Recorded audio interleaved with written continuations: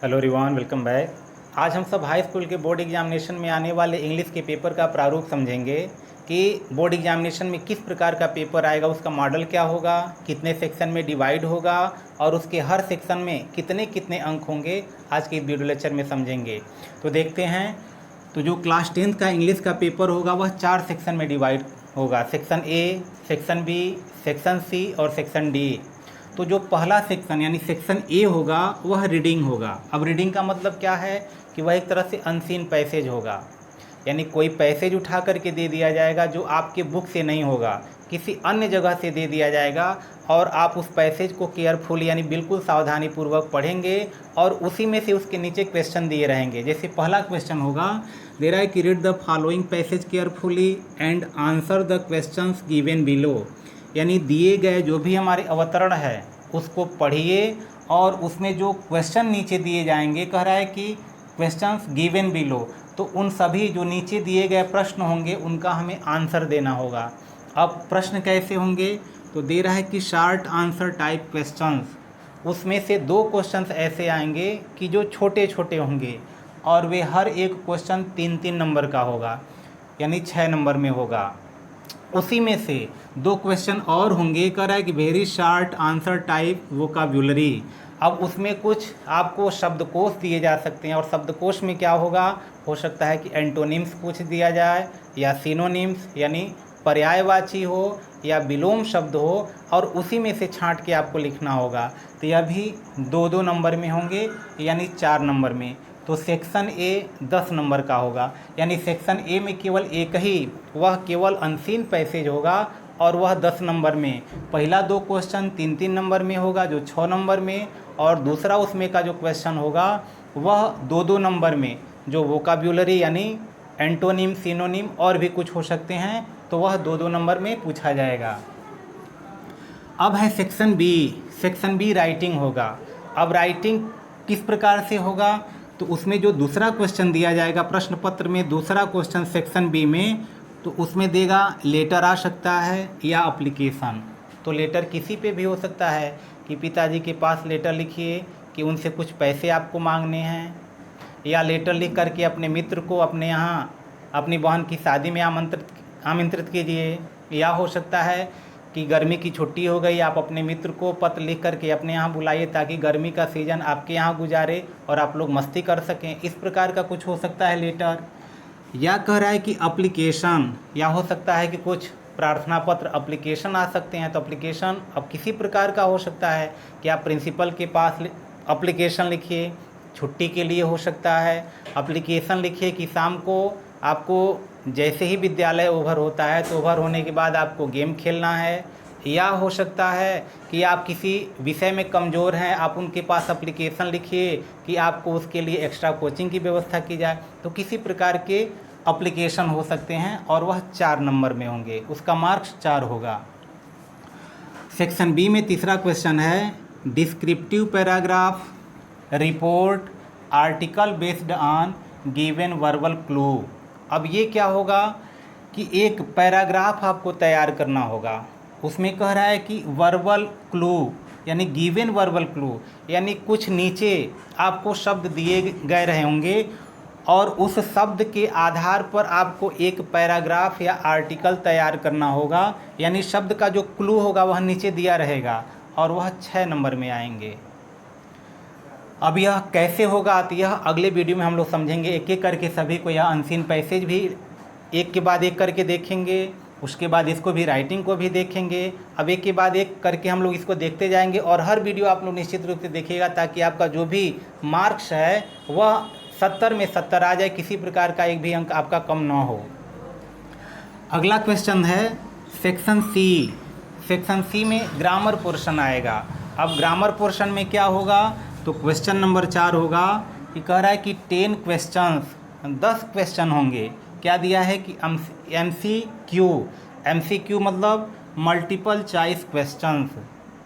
तो multiple choice question का मतलब क्या है, कह रहा है कि based on parts of speech, यानी वह पार्ट्स ऑफ स्पीच से भी रिलेटेड हो सकते हैं, टेंसेज से रिलेटेड हो सकते हैं, नरेशन से रिलेटेड हो सकते हैं, आर्टिकल हो सकता है, वॉइस हो सकता है, रीऑर्डरिंग हो सकता है, पंक्चुएशन और भी हो सकता है। जो भी ग्रामर के पार्ट होते हैं उनसे संबंधित वह आपके 10 क्वेश्चन होंगे। उसमें 4 ऑप्शन दिए रहेंगे, उसमें से एक ही सही होगा तो वह एक एक नंबर में करके 10 क्वेश्चन आएंगे, यानी 10 नंबर का ये आपका होगा कि जो ग्रामर पोर्शन होगा उसमें पहला क्वेश्चन जो होगा उसका 10 नंबर का होगा, यानी उसमें 10 question A B C D करके 10 क्वेश्चन रहेंगे और उसके 4 ऑप्शन होंगे, एक सही होगा, उसको लगाना होगा। सेक्शन सी में ही दिया है जो ग्रामर पोर्शन में 5वां क्वेश्चन है, a very short passage in Hindi for translation into English, कि एक बहुत ही शार्ट पैसेज हिंदी में दिया रहेगा और उसको आपको अंग्रेजी में ट्रांसलेट करना होगा। हो सकता है कि जो वह हिंदी का पैसेज हो 4 लाइन, 5 लाइन, 2 लाइन, कितनाओं का भी हो सकता है, अधिकतम 5 लाइन हो सकता है। और 5 लाइन का उसका जो ट्रांसलेट आप हिंदी से अंग्रेजी में करेंगे तो उसका मार्क्स 5 नंबर में होगा। अब सेक्शन डी को देखते हैं कि किस प्रकार से आएगा। अब सेक्शन डी में देखते हैं तो जो सेक्शन डी होगा वह लिटरेचर से संबंधित होगा। तो लिटरेचर का मतलब है कि जो भी आपको बुक पढ़ाई जाती है उसमें प्रोज होगा, पोइट्री होगा और जो सप्लीमेंट्री होगा, इन तीनों पुस्तकों से संबंधित जो प्रश्न होंगे वह आएगा। तो जो लिटरेचर का जो पहला क्वेश्चन जो प्रोज से बनेगा, जो क्वेश्चन नंबर 6 रहेगा पेपर में, वह कहेगा, उसमें क्वेश्चन देगा, कह रहा है कि 2 short answer type questions based on passage. उसमें एक पैसेज दिया रहेगा और पैसेज को आपको पढ़ना होगा भली भांति, बिल्कुल केयरफुली आप पढ़ेंगे उसको, और जो नीचे क्वेश्चन होगा उस क्वेश्चन का आंसर उस पैसेज से छांट करके आपको लिखना होगा। तो 2 क्वेश्चन होंगे और दोनों क्वेश्चन 2-2 नंबर में होंगे, दोनों का जो पूर्णांक होगा वह 4 नंबर में होगा। अब क्वेश्चन नंबर 7 जो प्रोज से ही संबंधित है, कह रहा है कि 1 लॉन्ग आंसर टाइप क्वेश्चन, यानी संभवतः 2 क्वेश्चन दिए जाएंगे, उसमें से एक ही का आपको आंसर देना होगा और वह भी लॉन्ग होगा और किसी न किसी प्रोज के लेसन से यानी पाठ से संबंधित होगा।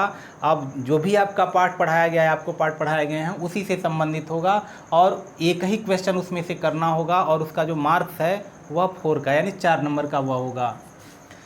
और प्रोज में ही है क्वेश्चन नंबर 8 जो कह रहा है कि 2 शॉर्ट आंसर टाइप क्वेश्चन, संभवतः 3 क्वेश्चन दिए जाएंगे और उसमें से आपको 2 शॉर्ट आंसर करने होंगे और दोनों 2-2 नंबर में होंगे और वह किसी भी प्रोज के पार्ट से संभवतः क्वेश्चन हो सकते हैं और प्रत्येक क्वेश्चन का जो मार्क है वह 2 अंक होगा।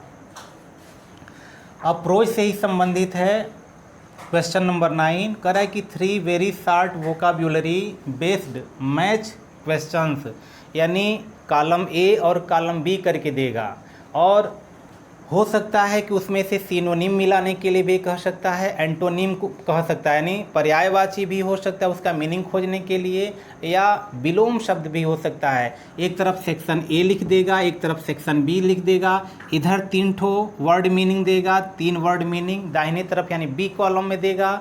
अब ए का मिलान बी में करना है, अब देखना है किस में मिलेगा, वह 3 नंबर में आएगा, यानी प्रत्येक उसमें वर्ड मीनिंग को मिलान करने में आपको 1-1 अंक मिलेंगे, तो 3 होंगे तो वह 3 नंबर के होंगे। अब सेक्शन डी में ही अगला पोर्शन है पोइट्री का। तो पोइट्री में कह रहा है कि जो 10वां क्वेश्चन होगा, कह रहा है कि 2 short answer type question based on given poetry extract. अब इसमें कह रहा है कि एक पोइट्री का पार्ट दिया जाएगा, एक पोयम का पार्ट दिया जाएगा, भाग वह कहीं से बीच से हो सकता है, प्रारंभ से भी हो सकता है, और उस पोयम को आप बहुत ही भली भांति केयरफुली आप पढ़ेंगे और उसके नीचे 2 क्वेश्चन संभवतः दिए रहेंगे और दोनों क्वेश्चन 2-2 नंबर में होंगे और उसका पूरा मार्क 4 का होगा। अब पोइट्री सेक्शन में आते हैं तो उसमें देगा जो क्वेश्चन नंबर 11 है, कह रहा है कि central idea of any one of the given poems, यानी उसमें पोयम का संभवतः नाम कहीं दिया हो, उस पोयम से किसी एक, यानी संभवतः 1-2 नाम या 3 नाम दे सकता है, पोयम का नाम देगा, उसी में से कह रहा है आपको सेंट्रल आइडिया लिखना होगा और उस सेंट्रल आइडिया पे आपको 4 नंबर देगा, या ऑप्शन करके दे रहा है कि 4 lines from any poem prescribed in the syllabus, कि आपके सिलेबस में जो भी पोयम सब प्रेस्क्राइब्ड किए गए हैं, जो भी दिए गए हैं, उसमें से कोई भी 4 लाइन की कविता आप यानी पोयम लिख सकते हैं, लेकिन शर्त ये होता है कि जो पोयम इसमें दिया गया होगा उसकी लाइन उससे मैच नहीं करनी चाहिए, यानी वही लाइन नहीं होनी चाहिए, कोई और लाइन हो सकती है या कोई और भी पोयम आप लिख सकते हैं। अब सप्लीमेंट्री रीडर से संबंधित क्वेश्चन नंबर 12, 13 और 14 होंगे। आपके सप्लीमेंट्री रीडर का जो बुक है उसका नाम है फुटप्रिंट्स विदाउट फीट। अब इसमें से क्वेश्चन नंबर 12, 13 और 14 यह तीनों प्रश्न होंगे और तीनों का टोटल जो पूर्णांक होगा वह 12 नंबर का होगा। तो 12वां जो क्वेश्चन होगा कह रहा है कि 2 शॉर्ट आंसर टाइप क्वेश्चन, यानी 2 शॉर्ट टाइप के क्वेश्चंस आएंगे जिनका उत्तर आपको लगभग 25 से 30 वर्ड में देना होगा और प्रत्येक क्वेश्चन का जो पूर्णांक होगा वह 2 नंबर होगा। तो 2 क्वेश्चन आपको करने होंगे 2-2 नंबर में 4 नंबर का होगा। तो जो यह दे रहा है कि 2 शॉर्ट आंसर टाइप क्वेश्चंस, तो इसमें संभवतः 3 क्वेश्चंस होंगे जिसमें से आपको 2 का ही आंसर देना होगा जो आपको याद होगा। और जो पुस्तक है फुटप्रिंट्स विदाउट फीट उसके किसी पार्ट से वह क्वेश्चन हो सकता है। क्वेश्चन नंबर जो 13 है 1 लॉन्ग आंसर टाइप क्वेश्चन, तो यह भी जो फुटप्रिंट्स विदाउट फीट जो सप्लीमेंट्री रीडर का जो बुक है वह किसी भी पार्ट से लगभग 2 क्वेश्चन आएंगे और लॉन्ग उसका आंसर देना होगा और उसमें से एक ही का किसी का आपको आंसर जिसका भली भांति आपको याद होगा उसका आंसर देना होगा। तो लगभग 60 से 80 वर्ड में उसका आपको आंसर देना होगा और उसका जो पूर्णांक है वह 4 नंबर है, यानी 4 मार्क्स का वह होगा। और सबसे जो लास्ट क्वेश्चन होगा कह रहा है कि 4 very short answer type question, यानी 4 छोटे छोटे क्वेश्चन दिए रहेंगे जिनका आपको आंसर देना होगा। और वह क्वेश्चंस क्या होंगे, हो सकता है कि ट्रू फॉल्स, यानी उसमें सही गलत का चिन्ह लगाने के लिए चाहे ट्रू फॉल्स लिखा जाता है, सही गलत का चिन्ह न लगा करके जो सेंटेंस सही रहता है उसके आगे ट्रू लिख दिया जाता है और जो सेंटेंस गलत होता है उसके आगे फॉल्स लिखा जाता है, यानी ट्रिक नहीं किया जाता है या क्रॉस का चिन्ह नहीं दिया जाता है, यह गलत होता है। यह कह रहा है कि कंप्लीटिंग सेंटेंस या कुछ अधूरा सेंटेंस दे दे और आपको वह कंप्लीट करना हो, तो ज़्यादातर यही क्वेश्चन आता है ट्रू और फॉल्स से संबंधित। तो इस प्रकार आपका जो भी इस साल का बोर्ड का पेपर होगा वह 70 नंबर में और 4 section A, B, C, D में बंटा होगा और आपने उसको डिटेल में समझा।